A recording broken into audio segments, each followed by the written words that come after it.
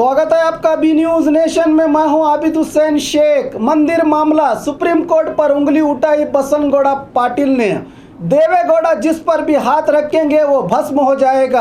बीजापुर नगर शासक बसनगौड़ा पाटिल की press meet. Bijapur में संक्रांति उत्सव के मौके पर प्रसिद्ध सिद्धेश्वर यात्रा कार्यक्रमों के तैयारियों की जानकारी आज नगर शासक बसनगौड़ा ने मीडिया को देते हुए पिछले दिनों भारत संस्कृति उत्सव में काफी खर्च हुआ है और जिले में सूखा पड़ने के कारण इस बार सिद्धेश्वर यात्रा साधारण तरीके से मनाया जाएगा। साझा सरकार पर निशाना साध हुए कहा कि देवेगौड़ा भस्मासुर हैं, वो जिसके सर पर भी हाथ रखते हैं उसकी कहानी खत्म हो जाती है। राहुल अभी बच्चे हैं, उनको राफेल डील की जानकारी नहीं है।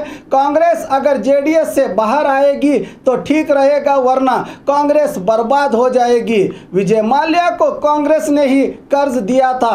आने वाले दिनों में बीजेपी दाऊद इब्राहिम को भारत लाएगी। बसनगौड़ा पाटिल ने सुप्रीम कोर्ट पर भी सवाल उठाते हुए कहा कि सब मामलों में बात करती है सुप्रीम कोर्ट, मगर मंदिर मामले में खामोश क्यों है, कहा बसनगौड़ा ने। भारत संस्कृति उत्सव में प्रधानमंत्री के न आने के सवाल पर पूछे गए बसनगौड़ा पाटिल को कहा कि जिन्होंने प्रधानमंत्री को यहां आने से रोका है उनकी सजा 2019 लोकसभा चुनाव में दी जाएगी, कहा बसनगौड़ा ने।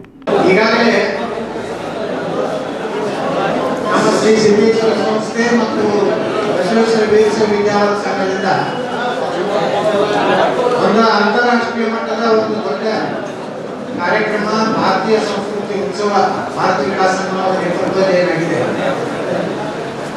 ಸಾಕಷ್ಟು ನಮ್ಮ ಸಿದ್ದೇಶ್ವರ ಸಂಸ್ಥೆ ಎಲ್ಲ ಪದಾಧಿಕಾರಿಗಳು, ನಮ್ಮ ಸಿಬ್ಬಂದಿ ವರ್ಗದವರು, ಸಿದ್ಧಶ್ರೀ ಸೌಹಾರ್ದ ಸರ್ಕಾರಿ ನಿಯಮಿತ ಮತ್ತು ಎಲ್ಲ ವಿಜಯಪುರದ ಸಂಘ ಸಂಸ್ಥೆಗಳು ಸುಮಾರು ತಿಂಗಳಗಟ್ಟಲೆ ಹೋರಾತ್ರಿ ಕೆಲಸ ಮಾಡಿ ಒಂದು ರಾಷ್ಟ್ರ ಮಟ್ಟದಲ್ಲಿ ವಿಜಯಪುರ ಜಿಲ್ಲೆಯನ್ನ ಹೆಸರು ಮಾಡಲಿಕ್ಕೆ ಕಾರಣ ಆದಂತಹ ಸಂದರ್ಭದಲ್ಲಿ ಕಳೆದ ವರ್ಷ ನಾವು ಶತಮಾನೋತ್ಸವನ ಬಹಳ ಅದ್ದೂರಿಯಾಗಿ 100 ವರ್ಷದ ಜಾತ್ರೆಯನ್ನ ಆಚರಣೆ ಮಾಡಿದ್ದೇವೆ.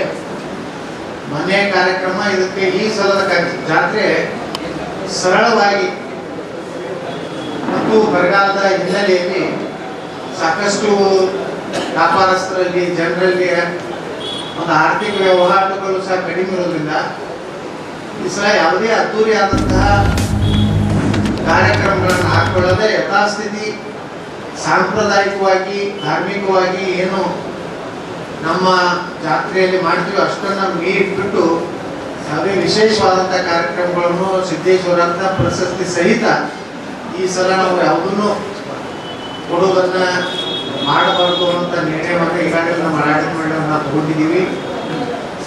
ಮುಂದಿನ ವರ್ಷ ಯಥಾಸ್ಥಿತಿ ಮತ್ತೆ ಸಿದ್ದೇಶ್ವರ ಜಾತ್ರೆಯನ್ನ ನಾವು ಮಾಡಬೇಕು ಅಂತ ನಿರ್ಣಯ ಈಗಾಗಲೇ ನಾವು ಮಾಡಿದ್ದೇವೆ. ಈಗಾಗಲೇ ಒಬ್ಬರು ಪತ್ರಕರ್ತರು ಮಹಿಳೆಯರಿಗೆ, ಮಕ್ಕಳಿಗೆ ಮತ್ತು ಪುರುಷರಿಗೆ ದೇವಸ್ಥಾನ ದರ್ಶನಕ್ಕೆ ತೊಂದರೆ ಆಗ್ತಾ ಇದ್ದಾರೆ ಮಾಡಿ ಗಮನಕ್ಕೆ ತಗೊಂಡು ಬಂದರೆ ಅದನ್ನು ನಾವು ಪೊಲೀಸ್ ಇಲಾಖೆ ಜೊತೆಗೆ ಮಾತನಾಡಿ ಪ್ರತ್ಯೇಕವಾಗಿ ಯಾವುದೇ ರೀತಿಯ ತೊಂದರೆ ಆಗದ ರೀತಿಯಲ್ಲಿ ಅದನ್ನು ಆ ಒಂದು ವ್ಯವಸ್ಥೆಯನ್ನು ನಾವು ಮಾಡ್ತಾ ಇದ್ದೀವಿ. ಬೆಳಿಗ್ಗೆ ನಾವು ಇವತ್ತು ಕೃಷಿ ಉತ್ಪನ್ನ ಮಾರುಕಟ್ಟೆ ಸಮಿತಿಯ ಪ್ರಾಂಗಣದಲ್ಲಿ ಎಲ್ಲ ಅಧಿಕಾರಿಗಳ ಸಭೆ ಮಾಡಿ ಕೃಷಿ ಇಲಾಖೆ, ತೋಟಗಾರಿಕೆ ಇಲಾಖೆ, ಮಹಾನಗರ ಪಾಲಿಕೆ, ಕೃಷಿ ಉತ್ಪನ್ನ ಮಾರುಕಟ್ಟೆ ಸಮಿತಿ, ವಿದ್ಯುತ್ ಇಲಾಖೆ, ಸಾರಿಗೆ ಇಲಾಖೆ ಎಲ್ಲ ಅಧಿಕಾರಿಗಳ ಜೊತೆ ಚರ್ಚೆ ಮಾಡಿ ಮಕರ ಸಂಕ್ರಮಣದ ನಿಮಿತ್ತವಾಗಿ ಮತ್ತು ಪಶು ವೈದ್ಯಾಧಿಕಾರಿಗಳು ಯಾವುದೇ ರೀತಿಯ ತೊಂದರೆ ದನಗಳ ಜಾತ್ರೆಯಲ್ಲಿ ಆಗಬಾರ್ದು ಅನ್ನೋಂಥ ಸೂಚನೆಯನ್ನು ಕೊಟ್ಟಿದ್ದೇವೆ.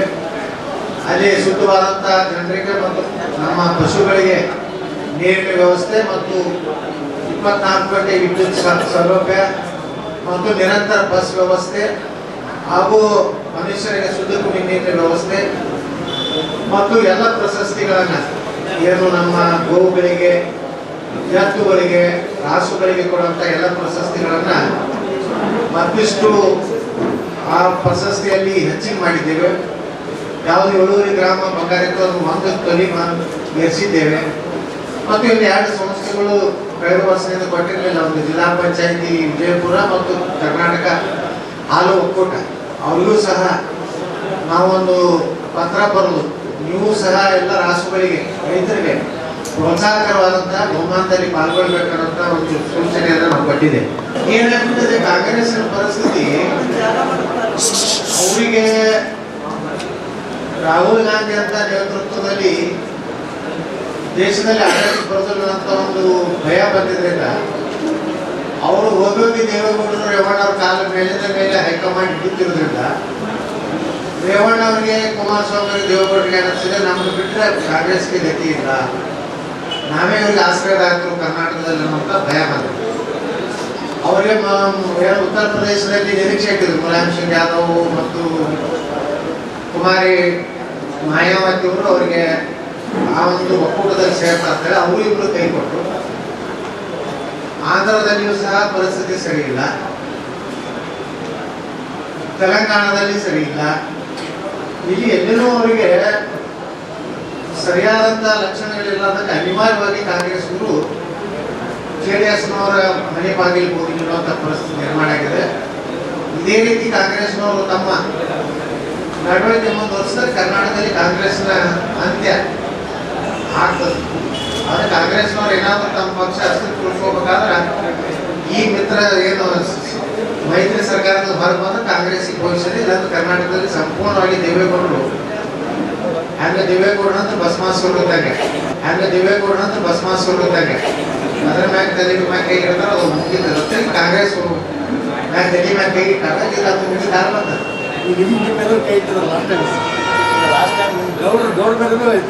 ಅವನ ಮ್ಯಾಗ ಕೈ ಇಟ್ಟರು ನಾವು ಅವನ ಮ್ಯಾಗಿ ನರಸಿಂಹದೇವರ ಆಶೀರ್ವಾದ ಇತ್ತು ಕಡೆಕಾಗ. ಈಗ ಸರ್ ಲೋಕಸಭೆ ಚುನಾವಣೆಗೆ ದೇವೇಗೌಡರು ಮೋದಿಯವರು ಎಲ್ಲ ಕಡೆ ಮಾತು ನಡೆಸಿದೆ.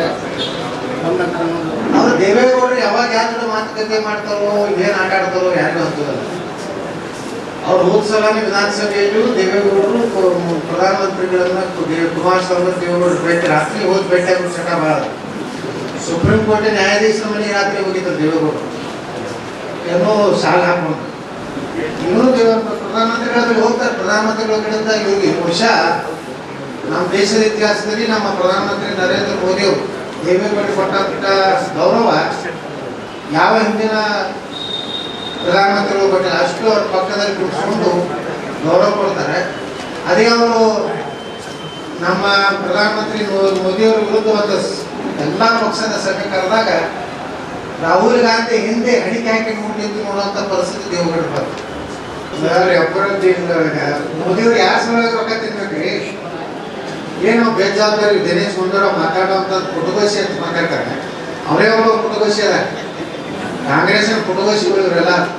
ರಾಹುಲ್ ಗಾಂಧಿನೇ ಪುಟಗೋಶಿ ಅದಾರೆ ದೇಶನಾಗ. ಏನು ರಾಹುಲ್ ಗಾಂಧಿಯಿಂದ ಏನು ರಫೇಲ್ ಅಂತ ಏನು ಕೊಡ್ತದೆ ರಾಹುಲ್ ಗಾಂಧಿ?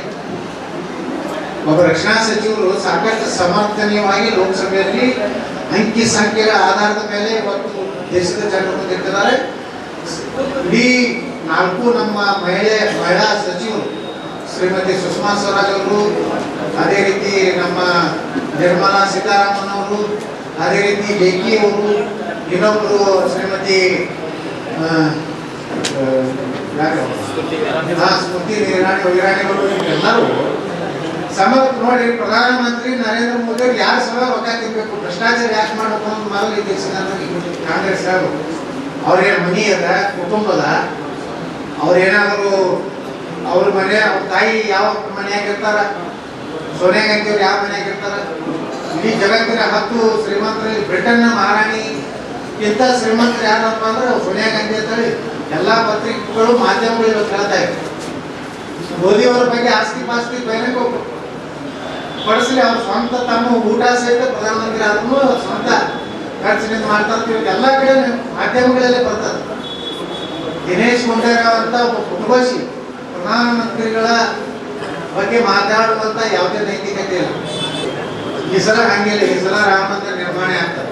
ಯಾರಿಗಾದ್ರಿ ಬೇಡಿ ಜಗತ್ತು ಏನಾಗಲಿಕ್ಕೆ ಈ ಸಲ ರಾಮ ಮಂದಿರ ನಿರ್ಮಾಣ ಆಗೋದು ಲೋಕಸಭಾ ಚುನಾವಣೆ ಮುಂಚೆನೆ ಚಾಲು ಆಗ್ತದೆ. ಸುಪ್ರೀಂ ಕೋರ್ಟ್ ಅವರು ಕರ್ನಾಟಕ ವಿಧಾನಸಭೆ ರಾತ್ರಿ 2-3 ಗಂಟೆ ತನಕ ಇದು ಕೇಳ್ತಾರೆ. ಇಡೀ ದೇಶದ ಹಿಂದೂಗಳ ಒಂದು ಭಾವನೆ ರಾಮ ಮಂದಿರ, ಅದಕ್ಕೆ ಟೈಮ್ ಇಲ್ಲ ಸುಪ್ರೀಂ ಕೋರ್ಟ್ ನ್ಯಾಯಾಧೀಶರಿಗೆ. ನಾನು ಒಬ್ಬ ನಾಗರಿಕನಾಗಿ ಕೇಳ್ತೇನೆ ನಮ್ಮ ಸುಪ್ರೀಂ ಕೋರ್ಟ್ನವರಿಗೆ, ನಿಮ್ಗೆ ಅಷ್ಟೇ ಅಂತೂ ಅವಕಾಶ ಕೊಡ್ತೀರಿ, ಯಾವುದು ರಾತ್ರಿ ಚರ್ಚೆ ಮಾಡ್ತೀರಿ. ಅಯ್ಯಪ್ಪ ದೇವಸ್ಥಾನದಲ್ಲಿ ಮಹಿಳೆಯರ ಪ್ರವೇಶದ ಬಗ್ಗೆ ಅತ್ಯಂತ ತುರ್ತಾಗಿ ಚರ್ಚೆ ಏನು ಕೋರ್ಟಿನ ವಿಚಾರಣೆ ನಡೆಸಿ ನ್ಯಾಯ ಕೊಡ್ತೀವಿ. ರಾಮ ಮಂದಿರ ಬಗ್ಗೆ ಯಾಕೆ ನಿಮ್ಮದು ನಿರ್ಲಕ್ಷ್ಯ ಅನ್ನೋದನ್ನು ಇವತ್ತು ದೇಶದ ಜನ ಕೇಳಬೇಕಾಗ್ತದೆ. ಸಂವಿಧಾನಾತ್ಮಕವಾಗಿ ಯಾವ ದೇಶದ ಹಿಂದೂಗಳ ಭಾವನೆ ಅಯೋಧ್ಯೆಯಲ್ಲಿ ರಾಮ ಮಂದಿರ ಆಗಬೇಕು ಅನ್ನೋದು ಇಡೀ ದೇಶದ 3 ಕೋಟಿ ಜನರ ಹಿಂದೂಗಳ ಭಾವನೆ ಇದೆ. ಇದಕ್ಕೆ ನಿಮ್ಗೆ ಸಮಯ ಇಲ್ಲ. ಇಲ್ಲಿ ಕರ್ನಾಟಕದಲ್ಲಿ ಬಿಜೆಪಿ ಸರ್ಕಾರ ತೆಗೆದ ರಾತ್ರಿ 4 ಗಂಟೆವರೆಗೆ ನೀವು ಕೋರ್ಟ್ ಓಪನ್ ಇಟ್ಟು ನ್ಯಾಯ ಕೊಡ್ತೀರಿ. ಇದು ಏನು ತೋರಿಸ್ತದಂದ್ರೆ, ಒಂದು ಕಡೆ ಸುಪ್ರೀಂ ಕೋರ್ಟ್ ಈ ರೀತಿ ಯಾಕೆ ಈ ರೀತಿ ಮಾಡಿ ನಮ್ಗೆ ಗೌರವ ಇದೆ ಅಂತ ಅರ್ಥ, ತಪ್ಪು ಮಾಡಿದಾಗ ನಾವು ಕೇಳೋ ಅಧಿಕಾರನೂ ನಮಗಿದೆ. ನಾವು ಈ ದೇಶದ ನಾಗರಿಕರಾಗಿ ರಾಮ ಮಂದಿರ ಬಗ್ಗೆನೇ ಯಾಕೆ ತಾತ್ಸಾರ, ಅದಕ್ಕೆ ನೀವು ಮೇಲಿನ ಮೇಲೆ 15ನೇ ತಾರೀಕು ಮತ್ತು 10ನೇ ತಾರೀಕು ಬಂದ್ಕೊಳ್ಳಿ 60 ಜಡ್ಜ್ ನೇಮಕ ಮಾಡ್ತಾರೆ ಅಂತ ಅದೊಂದು ಡೇಟು. 100 ವರ್ಷ ಆಯಿತು ಈ ದೇಶದಲ್ಲಿ ರಾಮ ಮಂದಿರ ಇಶ್ಯೂ ಮಾಡೋದು. ಪ್ರಧಾನಮಂತ್ರಿಗಳು ಹೇಳಿದ್ದಾರೆ ಮಾನ್ಯ, ನಾವು ನ್ಯಾಯಾಲಯಕ್ಕೆ ಗೌರವ ಕೊಡ್ತೀವಿ ಅಂತ. ಅದು ನ್ಯಾಯಾಂಗನೂ ತಿಳ್ಕೋಬೇಕು. ಈ ದೇಶದ ಸಂವಿಧಾನಾತ್ಮಕವಾಗಿ ಪ್ರಧಾನಮಂತ್ರಿಗಳು ಹೇಳಿದ ಮೇಲೆ ತಕ್ಷಣ ಅದಕ್ಕೆ ನ್ಯಾಯ ಕೊಟ್ಟು ಅಯೋಧ್ಯೆಯಲ್ಲಿ ರಾಮ ಮಂದಿರ ನಿರ್ಮಾಣ ಮಾಡೋಕ್ಕೆ ಅವ್ರು ಅವಕಾಶ ಕೊಡಬೇಕು ಅನ್ನೋದೇ ನಮ್ದೆಲ್ಲ ಆಸೆ ಇದೆ. ಉತ್ಸವಕ್ಕೆ ಮೋದಿ ಬರ್ತಾರೆ ಅನ್ನೋ ನಿರೀಕ್ಷೆ ಆಗ್ಲಿಲ್ವಲ್ಲ? ಏನು ಮೋದಿಯವ್ರನ್ನ ಯಾರು ತಪ್ಪಿಸೋದನ್ನು ಜಗತ್ತಿಗೆ ಗೊತ್ತಿದೆ. ಆ ಮೋದಿ ತಪ್ಪಿಸೋದಕ್ಕೆ ಅವ್ರಿಗೇನು ಶಿಕ್ಷೆ ಬರೋ ಲೋಕಸಭೆಯಲ್ಲಿ ಆಗ್ತದೆ. ಜವಳಿ ಸೋಷಿಯಲ್ ಗ್ರೂಪ್ ಅಸೋಸಿಯೇಷನ್ ವತಿಯಿಂದ ಹಾಗೂ ಸ್ವಾಭಿಮಾನಿ ಬಿ ಶ್ರೀರಾಮುಲುರವರ ಆಶೀರ್ವಾದದಿಂದ ಸರ್ವಧರ್ಮ ಉಚಿತ ಸಾಮೂಹಿಕ ವಿವಾಹ ವಿಜಯಪುರ ಜಿಲ್ಲೆಯಲ್ಲಿ ಆಯೋಜಿಸಲಾಗಿದೆ. ಬರುವ ಜನವರಿ 13ರಂದು ಈ ಸರ್ವಧರ್ಮ ಉಚಿತ ಸಾಮೂಹಿಕ ವಿವಾಹಗಳು ನಗರದ ಅಂಜುಮನ್ ಕಾಲೇಜ್ ಮೈದಾನದಲ್ಲಿ ನಡೆಯಲಿವೆ. ಸಮಾಜದಲ್ಲಿ ಹಿಂದುಳಿದವರಿಗೆ, ಬಡವರಿಗೆ, ಅಸಹಾಯಕರಿಗೆ ಸಹಾಯವಾಗಬೇಕೆಂಬ ನಿಟ್ಟಿನಲ್ಲಿ ಈ ಸರ್ವಧರ್ಮ ಉಚಿತ ಸಾಮೂಹಿಕ ವಿವಾಹ ಆಯೋಜಿಸಲಾಗಿದ್ದು, ಜಿಲ್ಲೆ ಸೇರಿದಂತೆ ರಾಜ್ಯದ ಎಲ್ಲರೂ ಈ ಸದಾವಕಾಶ ಬಳಸಿಕೊಳ್ಳಲು ಮನವಿ. ಸರ್ವಧರ್ಮ ಉಚಿತ ಸಾಮೂಹಿಕ ವಿವಾಹಗಳು ದಿನಾಂಕ 13/1/2019. ಸ್ಥಳ ಅಂಜುಮನ್ ಕಾಲೇಜ್ ಮೈದಾನ, ಮನುಗುಳಿ ರೋಡ್, ವಿಜಯಪುರ.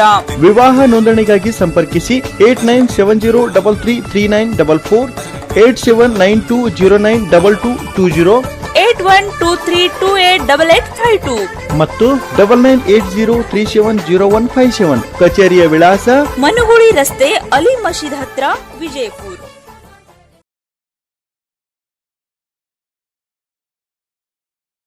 और खबरों के लिए देखते रहिए B news nation. B news nation के लेटेस्ट न्यूज़ों को अपने मोबाइल में देखने के लिए यूट्यूब में बी न्यूज नेशन के चैनल के सब्सक्राइब आइकॉन को दबाएं और फिर बेल आइकॉन को दबाने पर आप लेटेस्ट न्यूज़ों को देख सकते हैं।